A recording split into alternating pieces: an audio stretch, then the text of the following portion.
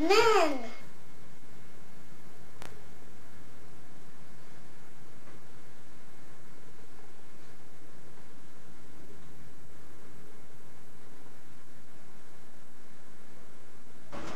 La nuit, c'était le début d'une longue aventure.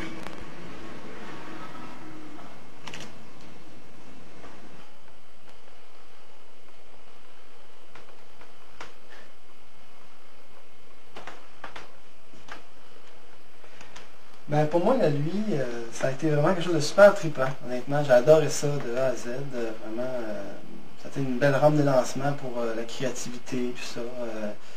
Je me rappelle de très beaux matchs avec Marie-Josée Bédard, Jean-Robert Bourdage, Sylvain Doras, ça faisait très rire. Les parties aussi étaient vraiment super, honnêtement. J'ai des très bons souvenirs de parties. Je me rappelle même d'avoir vu un gars reculer une cassette 90 minutes avec un stylo. Ça, c'était bien le fun. Ensuite, les chips étaient bons aussi à l'époque. Ça n'a pas trop changé pour ça. Là, mais... Non, sérieusement, c'était vraiment des belles années. Puis, bravo la gang, ça continue, j'en reviens pas. Là. Même quand l'impro était un peu plus... c'était moins populaire, mais ça continuait quand même. C'est très très le fun.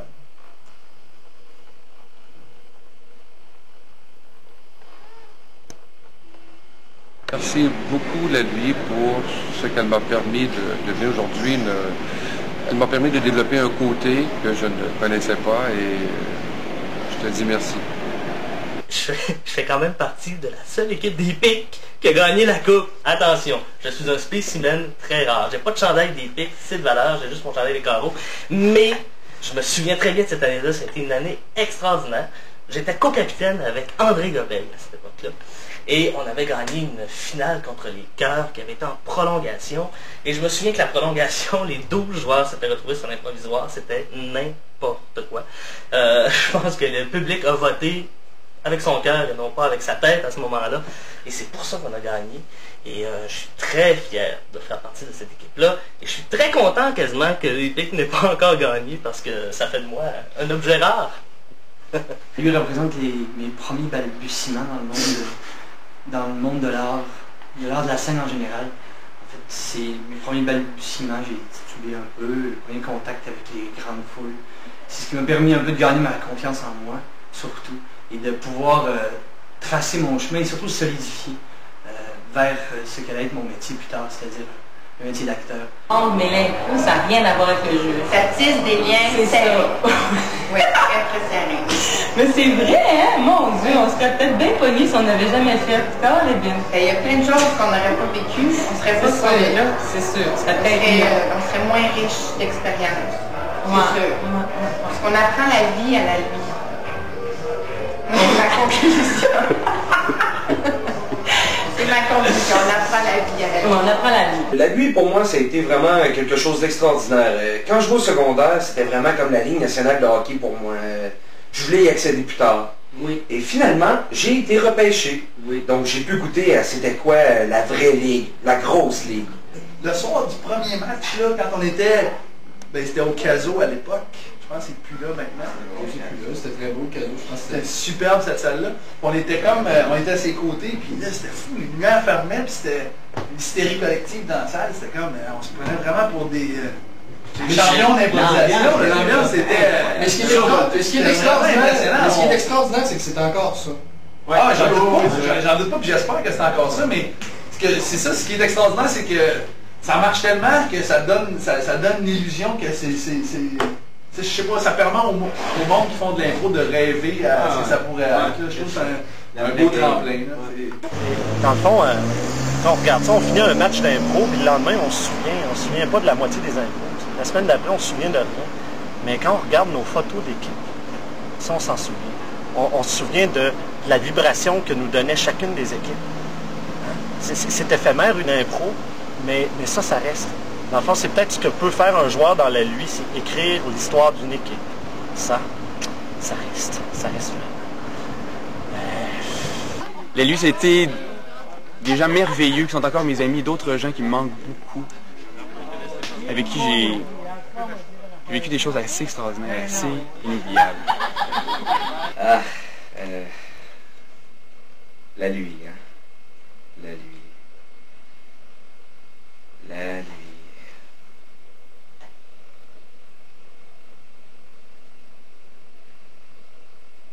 J'ai pas mal tout oublié, finalement. À lui, ce que ça m'a apporté, ce que je dirais, c'est vraiment la possibilité de parler devant du monde. Parce que souvent, il y avait des foules de 200 à 300 personnes, surtout dans les matchs étoiles, tout ça. Donc, ça, évidemment, si tu es gêné, tu ne l'es plus après des expériences comme ça.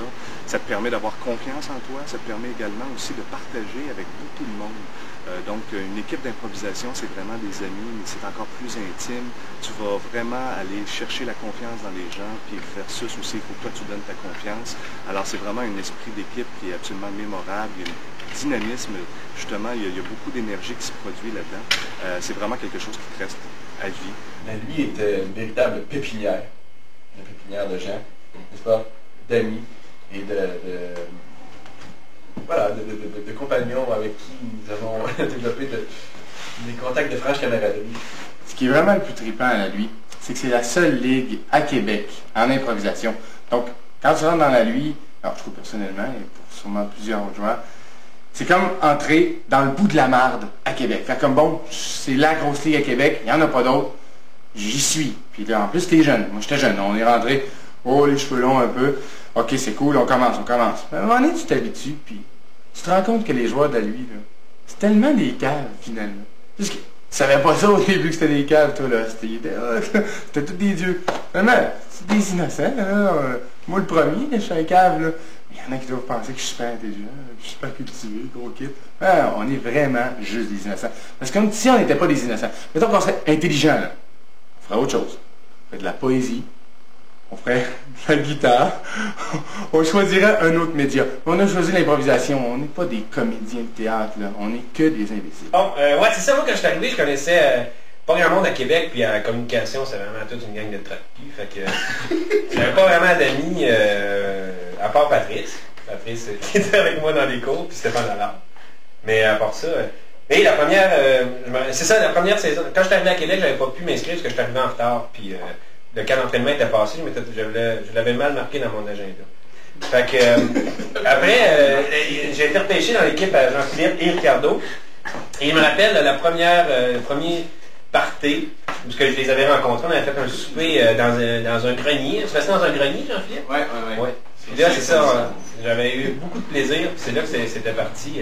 Tous mes amis, je les ai fait là. Ça n'a pas été facile. Je l'ai fait qu'un an, mais je me souviens d'un match en particulier où j'avais peut-être donné trop de punitions, d'ailleurs, peu importe. J'avais un style particulier à l'époque. Je ne savais pas ce que je faisais.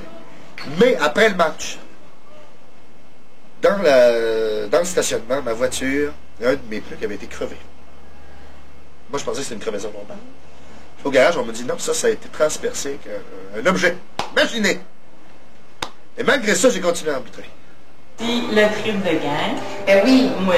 Mais la nuit, c'est ça, on reste aussi longtemps parce que c'est un incontournable. On peut plus...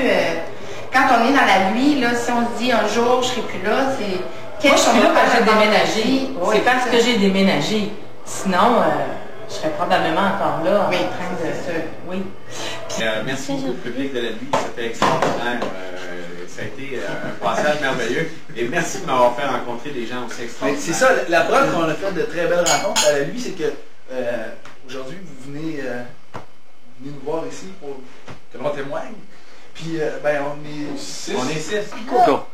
Bonne fête, la nuit! Bonne fête, la nuit! Bonne fête, la nuit! Hey, dans un an, tu vas être une adulte internationale! Wouh! Trop cool! Bonne fête, la nuit! Bonne fête, la nuit! Bonne fête pour la fête, la nuit!